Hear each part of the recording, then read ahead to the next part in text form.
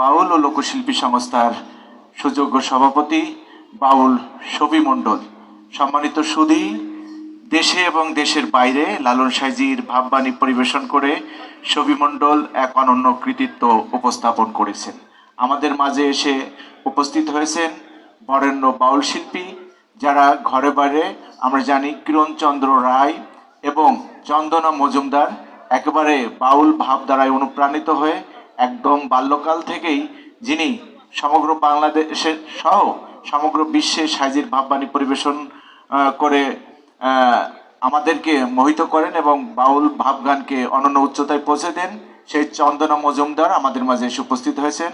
আমাদের মাঝে সাইজির ভাববাণী পরিবেশন করবেন দেশের বিশিষ্ট সঙ্গীত শিল্পী এবং বাংলাদেশ বেতারের সাবেক মহাপরিচালক নারায়ণ চন্দ্র শীল স্যার।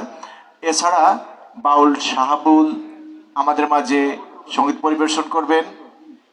পরিবেশন করবেন রাখি স্বপ্নাম সহ অসংখ্য গুণী শিল্পীবৃন্দ। এ পর্যায়ে সঙ্গীত পরিবেশন করতে আসছেন বাউল শফি মণ্ডল।